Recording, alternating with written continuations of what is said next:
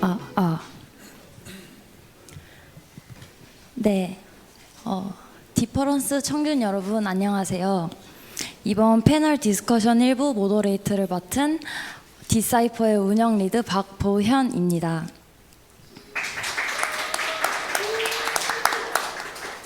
네. 2024 디퍼런스 일부 패널 디스커션은 업계에 적극적으로 기여하고 계신 분들을 모시고 말씀을 나눌 수 있는 시간으로 굉장히 많은 기대가 되는데요.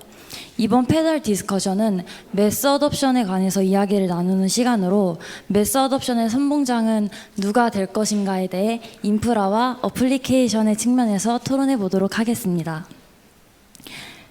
패널 디스커션에 앞서 오늘 같이 토론해 주실 연사분들을 먼저 소개하도록 하겠습니다. 연사분들께서는 왼쪽부터 한 분 한 분 소개 부탁드리겠습니다.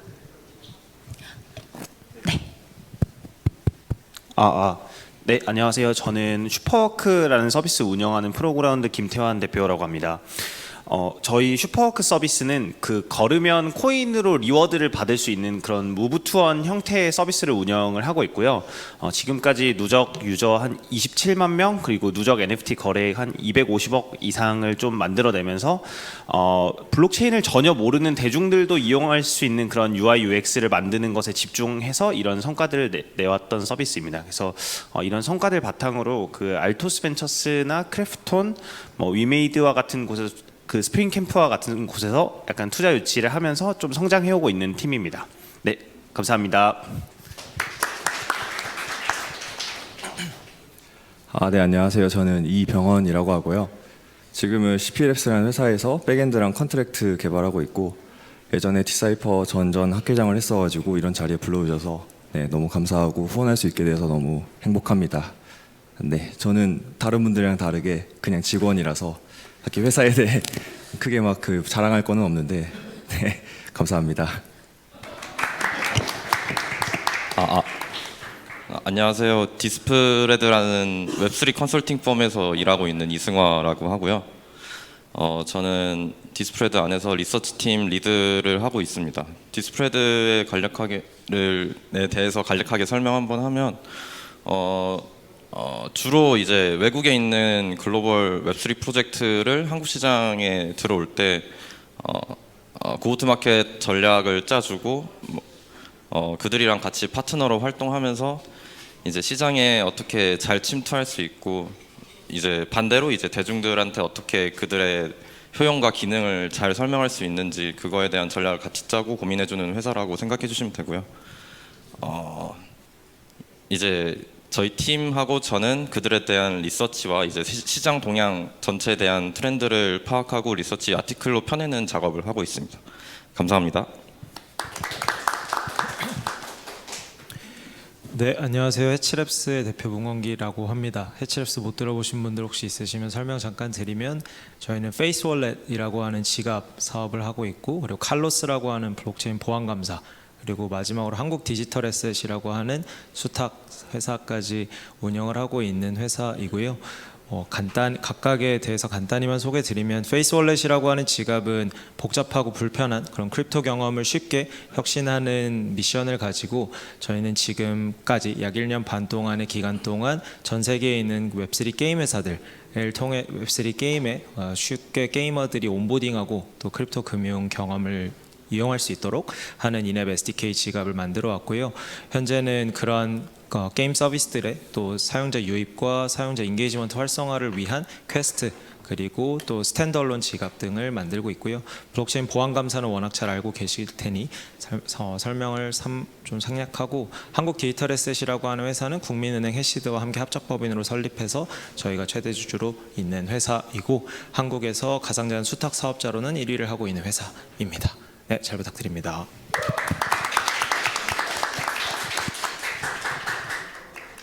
네, 오늘 1부 패널 디스커션은 이렇게 네 분의 연사님들을 모시게 되었고요. 소개 감사드립니다. 다시 본론으로 돌아와서 블록체인 산업에 대해서 이야기할 때 빠지지 않고 항상 언급되는 것이 매스 어덥션인데요. 다양한 인프라를 제공하는 팀들이 늘어나고 있고 그 인프라를 바탕으로 빌딩하고 있는 어플리케이션들도 많습니다. 각자 정의하는 매스 어덥션은 다를 수도 있지만 남녀노소 편하게 사용할 수 있어야 한다는 점은 아마 다들 큰 맥락에서 비슷하게 생각하고 계실 것 같습니다.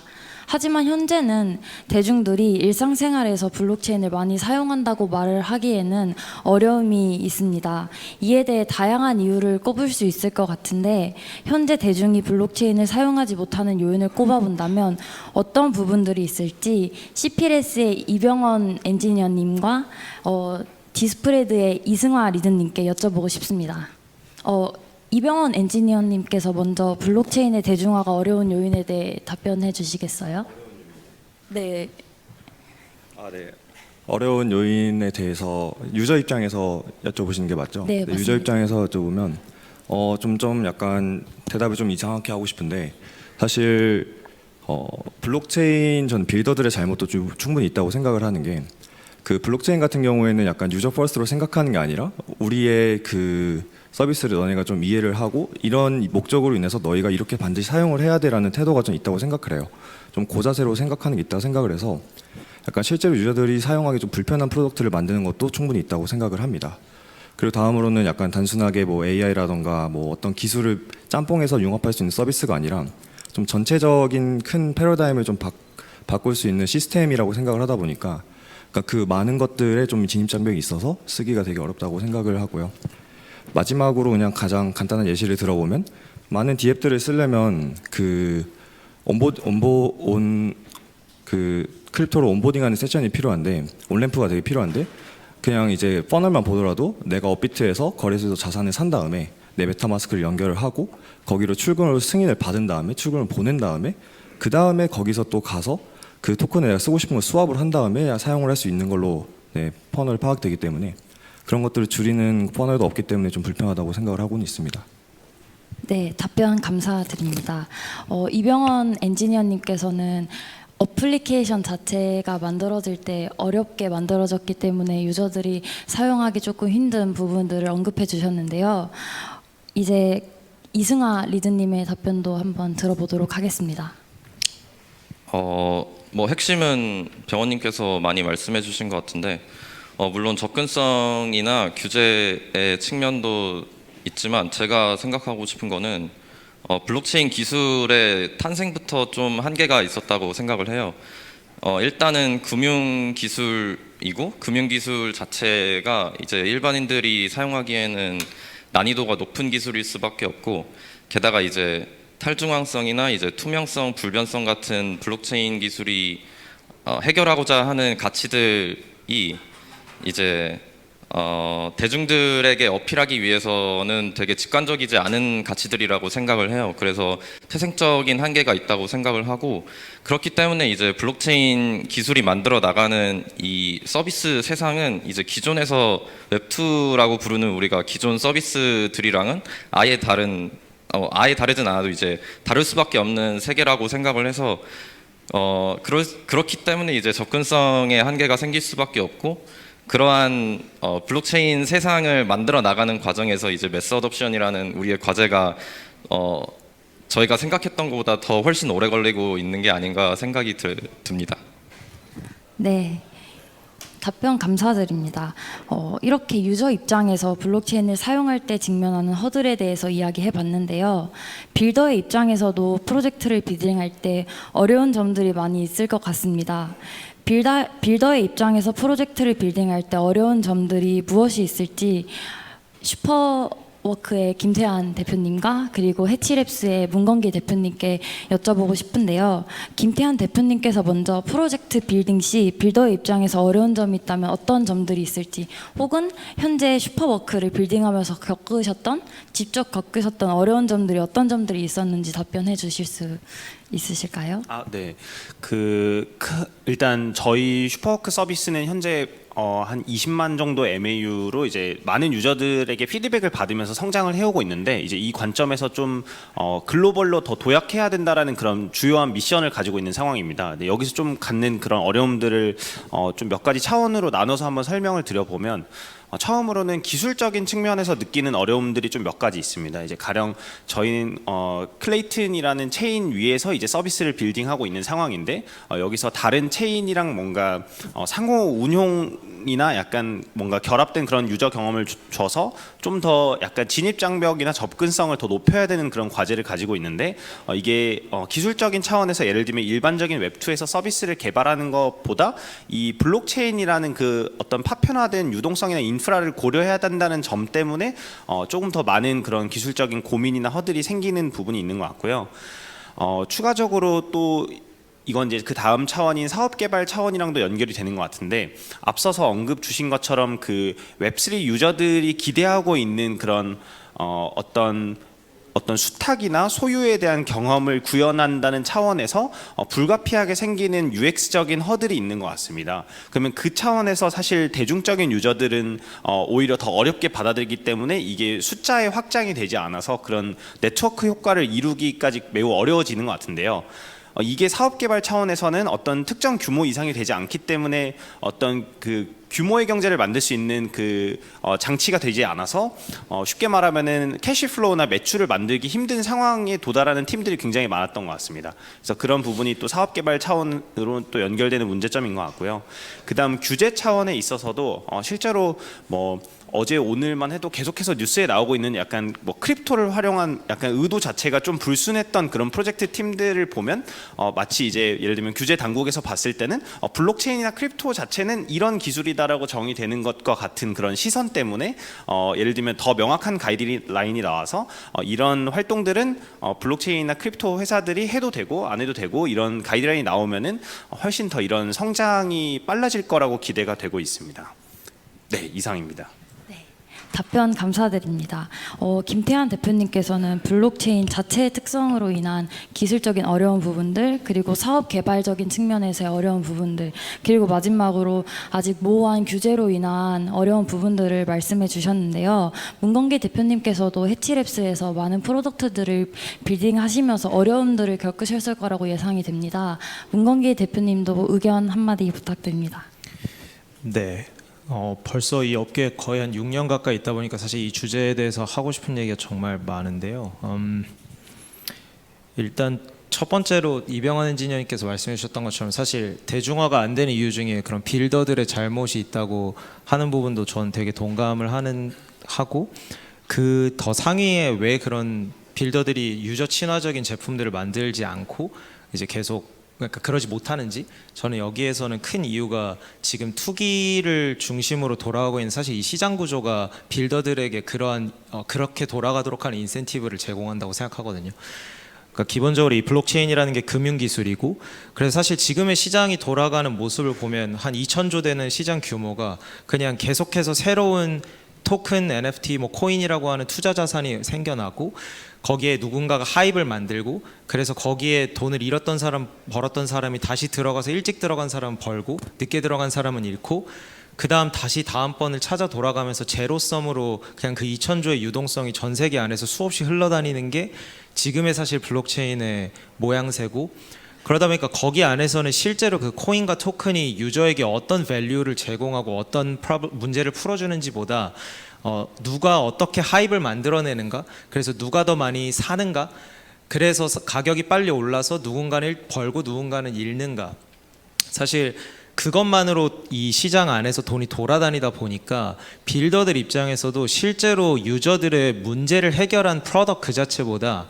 어떤 프로덕트를 쓰면 내가 에어드랍을 더 많이 받을 수 있고 어디를 하면 내가 더 돈을 많이 받을 수 있는지 이게 마치 인센티바이즈 메커니즘을 막 잘 설계해야 되는 게 웹3 프로덕트에선 중요하다라고 말하지만 사실 반대로 보면 그 안에는 이제 유저에 대한 이야기는 없거든요. 그래서 그게 사실 빌더로서 저도 6년 동안 이 산업에 있으면서 그런 부분들이 가장 크게 이 구조적으로 좀 대중화, 유저들의 문제를 푸는 제품을 만들어내는 회사들은 오히려 잘 시장에 관심을 받지 못하고 죽고 네, 그런 토큰과 코인의 하입만으로 시장이 돌아가는 구조가 어떻게 개선될 수 있을까가 저는 가장 첫 번째로 드는 생각이고요.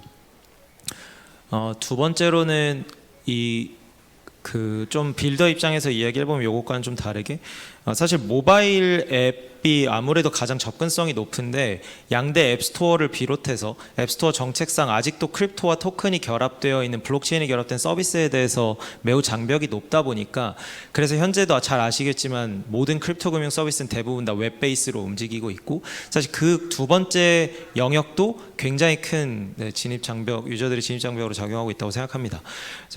그래서 저희도 모바일 게임 회사들을 만나 보면 당연히 모바일 게임을 만드는 게 너무 정설인데 모바일 게임을 만들면 모바일 게임에서 회원 가입한 유저는 블록체인 기능을 못 보고 왜냐면 앱스토어에서 허가를 안 해주니까 그러고는 웹에 들어가서 로그인을 하면 거기서 뭔가 토큰 기능을 켜야만 보이는 뭐 이런 되게 우회하는 형태의 UX가 형성되어 있는 것도 지금 굉장히 큰 장벽이라고 생각하고요.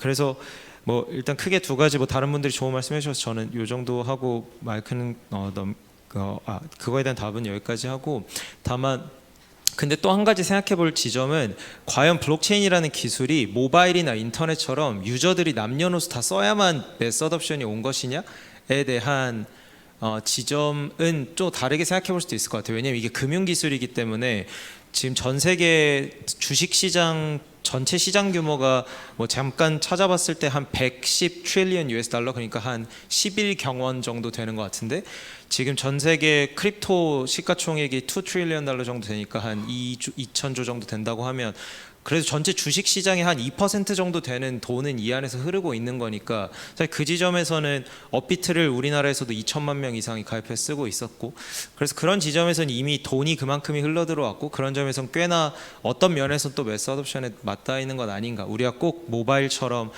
평소에 사용하는 앱과 서비스의 블록체인이 결합되어야만 매스 어둠션이라고 할 것인가에 대한 뭐 시각도 좀 다르게 볼 필요도 있을 것 같다. 예, 이런 의견들을 좀 말할 수 있을 것 같습니다.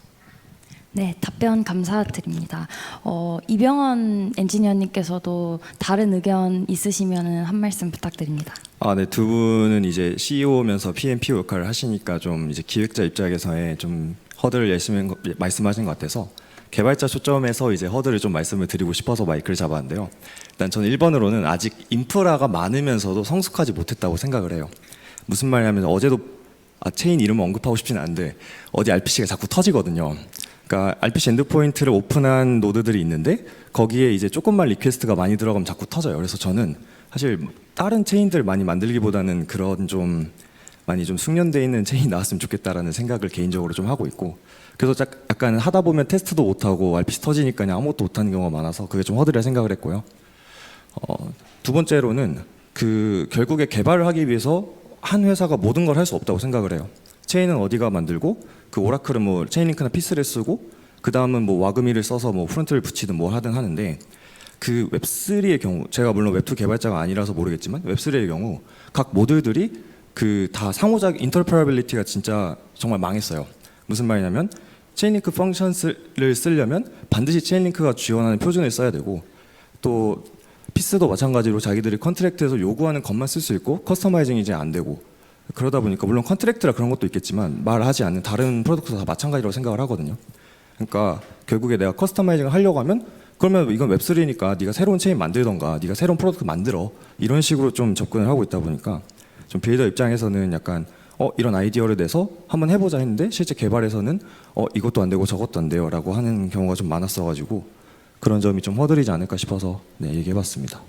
네, 답변 감사합니다. 아무래도 엔지니어로 직접 개발을 하고 계시다 보니까 빌더가 맞이하고 있는 허들에 대해서 두 가지로 크게 정리를 해주셨는데요. 먼저 성숙하지 못한 것 같은 인프라, 그리고 두 번째로는 한 회사가 모든 것을 다 빌딩할 수 없는데 상호 운용성이 떨어진다는 점을 꼽아주셨던 것 같습니다.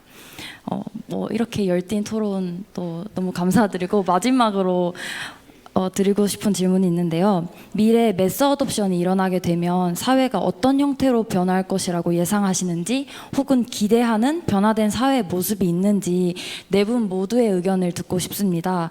관련해서 먼저 왼쪽에 있는 대표님 먼저 말씀해 주시겠어요? 네. 저희도 서비스 한 2년 이상을 이렇게 계속 만들면서 느꼈던 것 중에 이쪽 기술을 활용해서 가장 잘할 수 있는 그 사업의 영역은 뭔가 글로벌한 서비스에서 그 보상을 잘 나눠주는 시스템으로 어떤 플랫폼이 그런 경제적인 이익을 만들고 그 분배하고 이런 시스템이 잘 돌아가면은 매우 큰 성장의 기회가 있다고 생각을 하거든요. 근데 이제 그런 차원에서 어떻게 보면 저희 서비스도 아직은 90% 정도가 한국 유저들 기반이라 이제 이런 걸 좀 글로벌화 단계에서 만들어내는 그런 성공 사례가 됐으면 좋겠고, 그러니까 저희가 아니더라도 이게 크립토는 아까 그 문건기 대표님이 좋은 말씀 많이 해주신 것처럼 크립토는 뭔가 이런 투기의 대상이 아니라 이런 보상을 잘 쌓고 분배하는 굉장히 효율적인 도구라는 그런 성공 사례들이 많이 나오는 그런 미래를 좀 꿈꾸면서 지금 같은 업계에서 좀 같이 서로 협력하고 잘 이런 성과를 냈으면 좋겠습니다. 네. 네, 저는 딱 생각이 하나인데요. 저 어렸을 때부터 이제 저는 판타지 가상 웹소설들을 좋아했거든요. 뭐 달빛 조각사 같은. 그래서 저는 결국에 그 게임만이 아니라 약간 인류의 삶이 전체적으로 디지털로 테라포밍 될 거라고 항상 믿고 있습니다. 근데 이제 그 공과 일로 이루어지는 디지털 세계에서 내가 내 자산을 소유하고 있고 이거를 믿지 않더라도 믿을 수 있게 전송하는 이런 수단은 전 블록체인밖에 없다고 생각을 해요. 그래서 웹3 어도പ്션이 온다 하는 말은 사실 저는 인류의 많은 생활권이 디지털로 테라포밍이 되어 있고 그 과정에서 블록체인으로 자산을 주고받고 내가 이걸 소유했다는 걸 믿을 수 있는 그런 삶이 세상에 올 거라고 생각을 하고 있습니다. 네, 그래서 회사에서는 약간 그런 거를 이제 하기 위해서 좀 필요한 모듈들이 있다고 생각을 해서 개발을 하고 있고요. 네, 그렇습니다. 감사합니다. 네, 저는 일단 블록체인이 금융기술이고 이제 탈중앙성을 대표로 하는 기술이기 때문에 그런 것들이 극대화된 세상에서는 이제 금융 활동이 저희의 일상에서 접하는 서비스들이랑 융합이 될 거라고 보고 있어요. 최근에 뭐 앞서 언급되었던 팟캐스터에서 그런 모습을 많이 찾아볼 수 있었는데 그 어떤 어플리케이션을 대표하는 자산이 있고 내가 그 자산에 대한 투자를 진행하고 그 자산이 비단 투자 자산일 뿐만 아니라 그 애플리케이션 안에서 남들이 만든 서비스를 내가 이용하는데 이용료로 쓸 수도 있고 이제 다른 형태로도 얼마든지 가능한 그런 서비스가 전개가 되고 있기 때문에 앞으로도 많은 애플리케이션에서 이 사례를 차용을 해가지고 비슷한 사용 사례를 만들어낼 것이라고 보고 있고요. 그래서 이제 한 가지는 금융 활동과 저희 일상 서비스의 융합이 될 것이라고 보고 있고, 두 번째로는 이제 공급자 측면에서 생각을 해본다고 하면 이제 탈중앙적으로 이제 인센티브 프로그램을 만들 수 있는 게 블록체인의 가장 큰 장점이라고 보고 있기 때문에 더 이상 이제 기업 단위에서 만드는 산출물로 돌아가는 세상이 되기보다는 이제 개개인이 어느 한 애플리케이션을 완성시키기 위해서 내가 이제 그 애플리케이션에 기여를 하면 보상을 받고 이제 점점 소규모랑 개개인이 공급자로 활동하게 되는 그런 세상이 더 펼쳐질 거라고 생각을 하고 있습니다. 그래서 이제 두 번째로는 공급자이자 소비자로 활동하는 소규모 및 개인의 부각이 되지 않을까 생각하고 있습니다. 네, 저는 크립토가 이병헌 엔지니어님 말씀하신 거랑 비슷하게 상상하는데요. 크립토는 저는 기본적으로 크립토라는 것 덕분에 인간이 돈을 자유롭게 다룰 수 있게 한다는 게 이 기술의 큰 가치라고 생각을 합니다. 그래서 무한히 잘게 쪼개지고 국경에 관계없이 디지털 세상에서 전송이 가능하고 결합이 가능한, 그리고 그런 것들이 또 개방돼서 결합될 수 있는. 그래서 저도 레디 플레이어 원을 보면서 사실 이 블록체인 기술의 미래를 상상할 때를 많이 시각화하곤 했었는데요. 그래서 레디 플레이어 원과 같이 최근에 애플 비전 프로도 그래서 굉장히 관심 있게 보고 있는데, 사람들의 세상에서 쓰는 시간들이 디지털로 전환되고 그 안에서 돈이 자유롭게 돌아다닐 수 있게끔 하는 그 기술의 밑받침에 저는 블록체인이 있지 않을까 생각을 합니다. 그리고 다만 그러기 위해서는 결국 현실 세상에서의 금융 시스템과의 결합, 그리고 그 안에서의 인아웃이 되게 중요하다 보니까 전 세계에 있는 거래소를 중심으로 한 온램프 오프램프들이 각 게이트웨이들을 하고, 그렇게 해서 현실 세상과 크립토 세상, 디지털 세상의 금융이 연결되어 있는 두 레이어의 모습을 겹쳐진 그런 모습을 저는 상상을 하곤 합니다. 네, 네 분이 생각하시는 가치에 대해서 다 답변 들어봤고요. 답변 감사드립니다. 저희가 이렇게 열띤 토론을 진행하다 보니 어느덧 25분 가량이 지나서 이렇게 시간이 빠르게 지날 줄 몰랐는데 이제 다른 온라인 또는 오프라인으로 지금 같이 함께하고 계시는 청중분들께서 질문이 있을 수도 있을 것 같아요. 그래서 혹시 질문 있으시면 오프라인 손을 들어주시면 차례대로 받도록 하겠고 온라인은 채팅에 쳐주시면 받아보도록 하겠습니다. 네, 원래 이 주제가 원래 인프라 vs 어플리케이션이라고 저는 알고 있었는데 사실 전 이병헌 엔지니어님께서는 이제 인프라적인 어떤 어려움들을 많이 언급해 주신 것 같아요. 그래서 답변 너무 잘 들었는데 뭐 어플리케이션을 빌딩하고 계신 이제 김태환 대표님도 계시고 또 이제 인프라 빌딩하고 계신 해치랩스도 있는 상황에서 지금 대중들을 실질적으로 온보딩 시키기 위해서 어떤 부분에서 인프라적인 부분이 더 부족한지 어플리케이션적 부분이 더 부족한지에 대한 대표님들의 의견도 좀 듣고 싶고 그다음에 이제 두다이브님의 의견도 좀 듣고 싶은데요. 혹시라도 좀 더 인사이트 공유해 주실 수 있으면 너무 좋을 것 같습니다. 저부터 간단하게 말씀드리면 저희는 그 유저들이 이제 걸으면서 보상을 받고 그걸로 인앱에서 뭐 게임처럼 활용도 하고 뭐 이런 그 프로덕트를 가지고 있는 상태인데 그러다 보니 이 유저들은 사실 뭔가 예를 들면 그 저희는 베이직 모드, 프로 모드 이렇게 나눠져 있어요. 그래서 예를 들면 바로 들어오신 다음에 NFT를 구매하시고 시작하세요라고 하면은 바로 여기 이야기 나왔던 뭐 트래블룰 같은데 걸리고 그 거래소 가서 뭔가 코인을 사서 전송해야 되는데 이게 귀찮은 것뿐만이 아니라 그 사실 대중적인 유저들한테는 이게 매우 어렵기도 한 일이더라고요. 그래서 이런 것들을 좀 많이 해결을 해야 되는데 그럼 이제 그 해결책 중에 뭐 예를 들면 가령 토스에서 그 프론트엔드에서는 보여지지 않는데 사실은 백엔드에서 예를 들면 뭐 스크래핑을 한다든지 그렇게 나와 있는 정보를 뭔가 저장해두고 자동으로 처리해주고 사실 복잡한 과정은 유저들이 모르게 처리해도 되는 부분들이 있긴 한데 이제 그런 노력들을 저희도 이제 최대한 많이 했어요. 뭐 예를 들면 가스비를 최적화하는 것도 그렇고 그 대신 납부해주는 그 가스비 대납 같은 거를 구현한다든지 이런 시도들을 많이 했는데 또 이게 문제가 예를 들면 이 체인 자체에서 예를 들면 가스비 대납 기능이 구현이 되어 있는지 이제 가령 어떤 우리가 지갑 솔루션을 쓴다고 했을 때 그 지갑 솔루션에서 뭔가 자체적으로 해결이 되는 문제인지 뭐 이런 요소들이 아까 이야기 나온 것처럼 어떤 곳에선 되고 어떤 곳에서는 안 된다고 했을 때 그 모든 것들을 사실 다 예스가 나와야지 유저한테는 더 좋은 유저 경험을 줄 수 있는데 그런 부분에서 좀 항상 안타까움을 많이 느껴서 제가 생각하는 거는 인프라는 뭔가 만들어서 이렇게 서비스를 시작하기에는 사실 충분히 뭔가 도구들은 있는 것 같은데 예를 들면 뭐 카카오톡이나 뭐 등등 되게 그런 슈퍼 앱 수준으로 뭔가 고도화된 유저 경험을 주기에는 아직 많이 부족하다고 생각을 합니다. 네. 네. 제 의견은 물어보시지 않은 것 같지만 제가 굳이 답변하고 싶은 게 있는데 저는 애초에 패널 디스커션 제목을 잘못 지었다고 생각을 하거든요. 왜냐면 저는 인프라 애플리케이션을 떼어낼 수 없다고 생각을 해요. 애플리케이션 인프라가 있고 그 위에 애플리케이션이 있기 때문에 둘이 하나고 전 나머지 하나는 약간의 리서치라고 생각을 합니다. 컨텐츠라 생각을 해요. 그 이유는 뭐냐면 결국 매스어드 옵션이 달성이 되려면 두 가지 방향이 있는데 1번은 뭐 블록체인이든 뭐든 상관없고 이거에 공감해서 그냥 사용자들 가치가 있으니까 쓰는 거 하나. 두 번째는 그게 아니라 블록체인이랑 이 거대한 뜻에 공감을 해서 사람들이 알고 내가 이거를 불편하더라도 써야겠다. 내가 뭐 탈중앙을 믿어서 이거 써야겠다 하는 이 두 가지 경우가 발생했을 때 매스 어도പ്션이 일어난다 생각을 하거든요. 그래서 저는 애초에 질문 자체가 어플리케이션 vs 컨텐츠였다고 생각을 합니다. 다른 패널 분들 혹시 의견 있으시면 말씀해 주세요. 네. 솔직히 닭과 달걀의 문제라고는 생각해서 저도 이게 이 질문 자체가 곱씹을 게 많으면서도 참 답하기 되게 어려운 것 같은데요.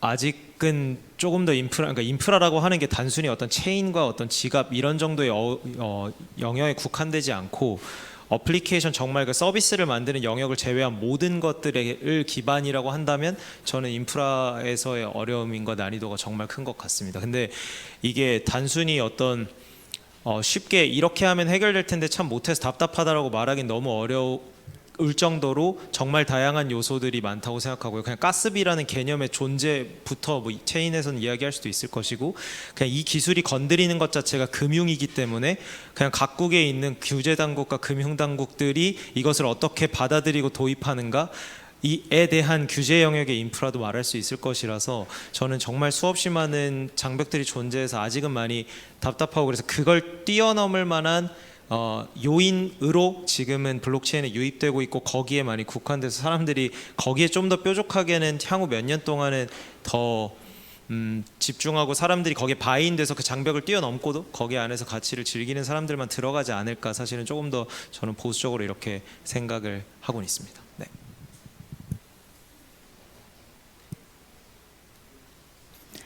네, 질문 받겠습니다.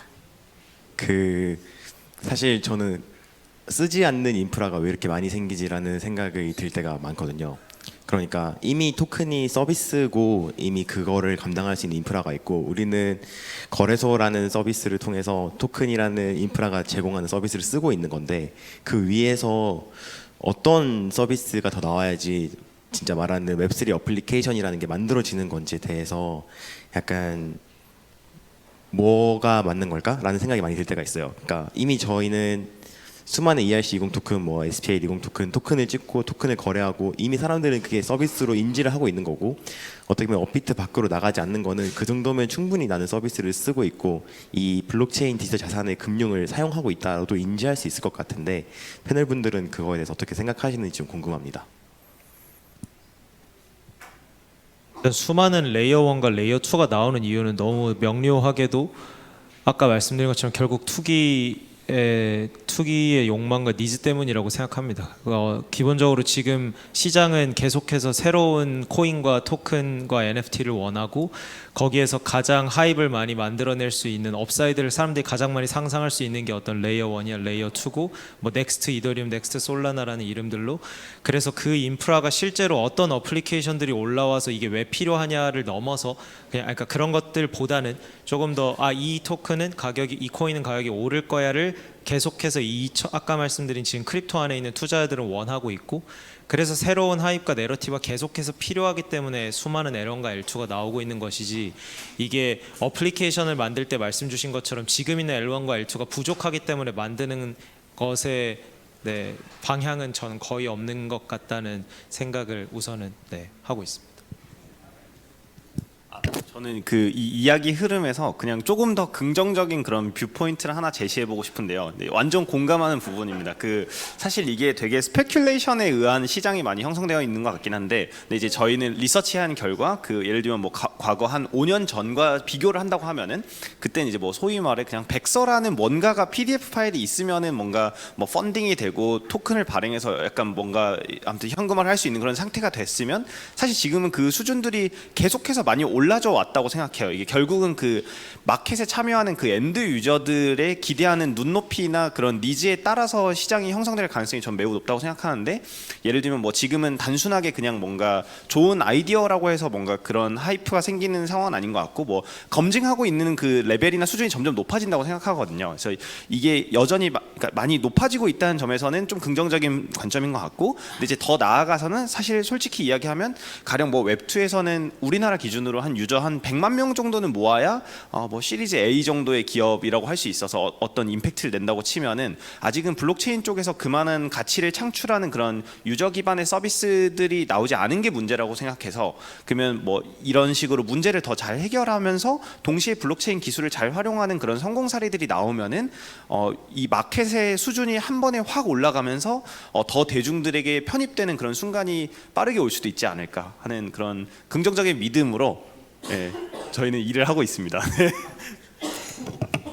네, 혹시 다른 패널분들께서도 의견 있으시면 말씀해 네. 주시겠어요? 제가 한마디 더 하면 너무 비판적인 투기적인 얘기만 한 것 같아서 이게 불마켓만 오면 항상 이런 것들에 대한 좀 비판적인 시선이 강해져서 좀 그런 게 전했지만 저도 대표님 말씀 공감하는 게 저는 이렇게 그 와중에서도 되게 원석처럼 계속 본질에 가깝게 고민하고 정말 그 본질에 가까운 것들에 리서처들이 주목해주는 리서처들이 존재하고 투자자들이 존재해서 빌딩하고 있는 프로젝트들이 분명히 있고 그게 지난 6년의 기간 동안 차츰차츰 더 많아지고 수준이 높아지고 있는 부분이 우리가 기대할 수 있는 부분이라고 생각하고요.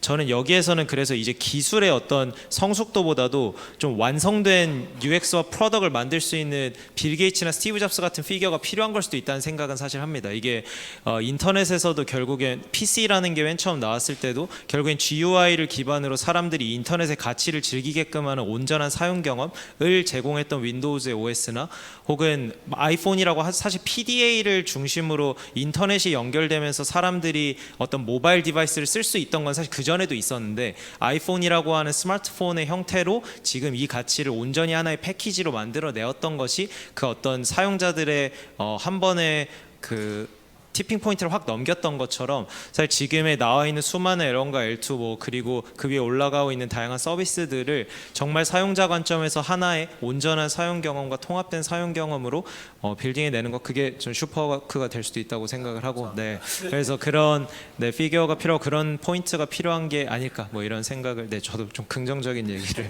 하고 마무리하고 싶어서 그런 생각을 하고 있습니다. 저는 뭐 레이어들이 많이 등장하고 뭐 레이어 못지않게 뭐 다양한 섹터에서 비슷한 프로덕트들이 많이 등장하고 있다고 생각을 해요. 근데 저는 블록체인이 열려 있는 기술이고 이제 자유롭다 보니까 이제 그냥 할 수 있으니까 모두들 시도를 하고 각자가 원하는 비전에 따라서 이제 다 그 프로덕트들이 나오고 있다고 생각을 하는데, 그냥 모든 기술의 발전에 있어서 발산과 수렴의 그 과정을 거치는 거는 자연스러운 상태라고 저는 생각을 하고, 저희가 그렇게 이제 많은 레이어들을 욕격을 하고 많은 뭐 예를 들면 제가 요즘에 느끼는 거는 퍼프텍스들이 정말 많이 나오고 있다고 생각을 하는데, 그런 과정을 목격을 하는 게 이제 지금은 우리가 발산의 과정에 있다고 생각을 하고 이제 점차 시간이 지나면 자연스럽게 이제 수렴의 상태로 진입하게 될 거라고 생각을 하고 있고요. 그러는 과정에서 이제 저희가 생각하는 뭐 흔히 말하는 레이어들, 인프라들의 기능도 향상되고 이제 그 향상된 상태에서 나올 수 있는 또 프로덕트들이 또 다를 거라고 생각을 하기 때문에, 그렇게 이제 발전하다 보면 이제 어느 순간 그 지점에서 이제 많은 유저들이, 새로운 유저들이 유입되는 순간이 올 거라고 생각을 해서 일단은 저도 그렇게 약간 긍정적으로 보고 있긴 합니다. 네, 추가적인 답변 더 없으시면 시간 관계상 너무 아쉽지만 오늘 2024 1부 패널 디스커션은 여기서 마무리를 하도록 하겠습니다. 오늘 디스커션을 통해서 메소드 옵션을 향해 가는 과정에 대한 이야기를 여러 관점을 통해 알아볼 수 있었고, 또 메소드 옵션이 일어난 이후 기대되는 사회의 모습에 대해서도 이야기해 볼 수 있는 뜻깊은 자리였던 것 같습니다. 오늘 귀한 걸음을 통해 많은 의견을 공유해 주신 패널분들께는 다시 한번 큰 박수 부탁드리겠습니다.